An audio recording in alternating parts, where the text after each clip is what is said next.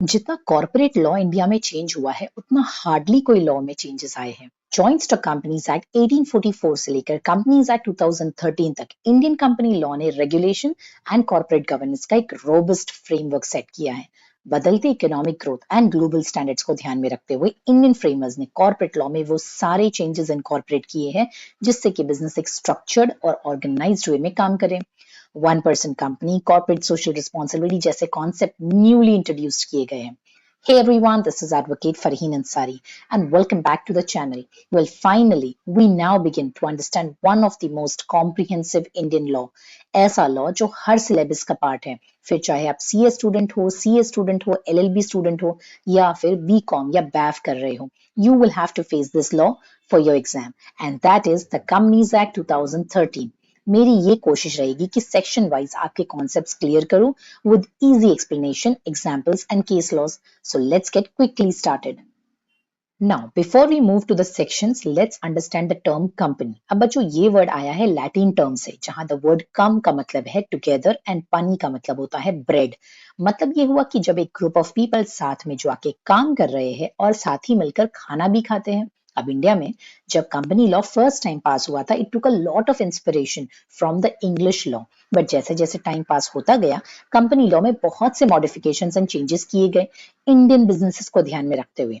The current corporate law is the Companies Act 2013, जो मैं कोशिश करूंगी to make it understand in a simple way with lot of case laws and examples section by section so that आपका concept is clear. बच्चों, कुछ साल पहले तक कंपनीज एक्ट 1956 हमारे सिलेबस का पार्ट था। फिर आया वो दिन जिसने कॉर्पोरेट वर्ल्ड की काया ही बदल दी। On 29th of August 2013, finally, the Companies Bill 2013 was approved by the President, जिसका इफेक्टिव डेट रखा गया 30th August 2013। अब बच्चों, approval date and effective date में फर्क ये है कि जिस दिन प्रेसिडेंट ने बिल को अप्रूव किया, that is considered as approval date. लेकिन कोई भी न्यू लॉ को एनफोर्स करने से पहले लोगों को वक्त दिया जाता है ताकि वो लॉ को समझ लें और अगर उन्हें न्यू लॉ के चेंजेस के लिए प्रिपेयर होना है तो be ready. Because effective date के बाद आप ये एक्सक्यूज नहीं दे सकते कि हमें लॉ नहीं पता था। सो बच्चों, companies act 2013 became the new law for all the corporates operating in India. फिर वो चाहे प्राइवेट कंपनी हो, गवर्नमेंट कंपनी हो, फॉरेन कंपनी हो, every company operating in India will have to adhere to this law.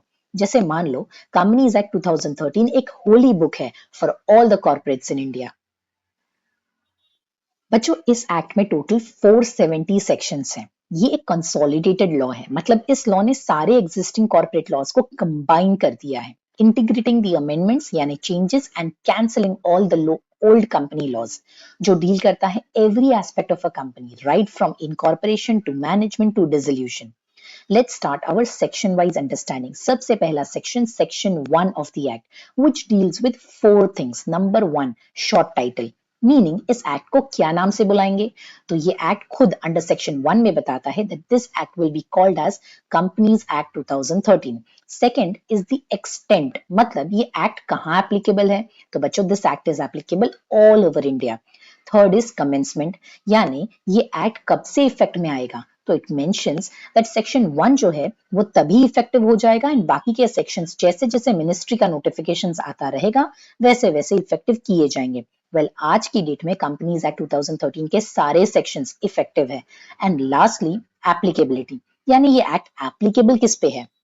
अब सवाल ये है कि अगर कोई कंपनी 1912 में बनी थी जिसपे कंपनीज एक्ट 1882 एप्लीकेबल था, अब न्यू कंपनीज एक्ट 2013 पास हो जाने के बाद ये 1912 की कंपनी को कौन से लॉ को फॉलो करना है? Well, it is very clear, all companies, old, new, private, public, Indian, foreign, after companies act of 2013 coming into effect, सब कॉर्पोरेट्स पे यही लॉ फॉलो होगा।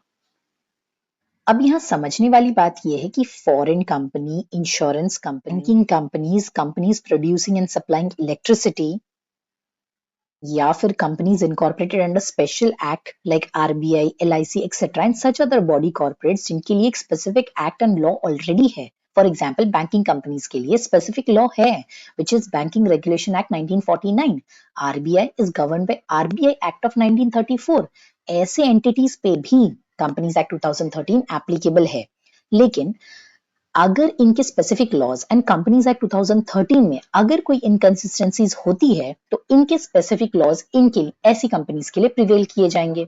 Next section 2 contains list of all definitions जिसमें around 92 definitions है used under the companies act. अब यहाँ हम all sections एक साथ नहीं पढ़ेंगे, जब जब वो रिस्पेक्टिव टॉपिक आएगा we will refer the definition. Let's understand few important and relevant definitions for today's session.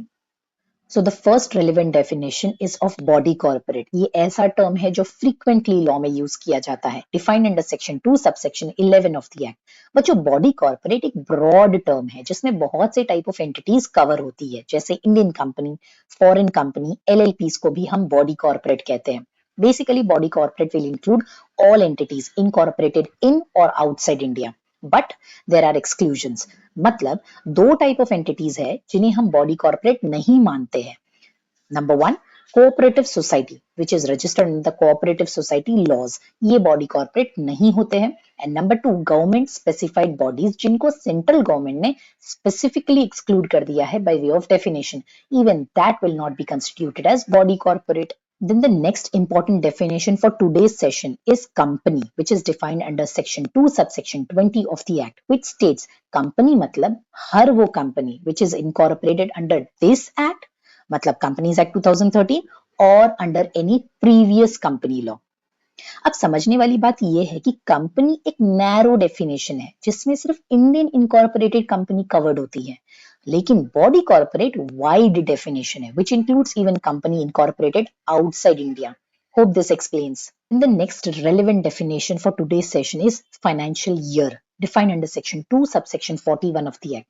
बच्चों अब दो टाइप की ईयर होते हैं, calendar year which starts from 1st Jan and ends to 31st December, and the other is called as financial year starting from 1st April ending to 31st March. Company चाहे कोई भी date पे incorporate की हो, हर company को अपना accounts financial year के हिसाब से रिपोर्ट करना पड़ता है। अब बहुत से foreign companies follow different financial year for consolidating their accounts. अब ऐसी कंपनी को अलाउ किया गया है that if they want to follow a different financial year, they can make an application to the central government to allow them to follow a different financial year. So, Bachu, this was the primary introduction of this series of Companies Act 2013. Hope you've understood the same. In case of any questions, do let me know in the comments below. For the notes on this topic, do join my Telegram group, of which the link is provided in the description. Until we meet next time, thank you everyone. Bye-bye.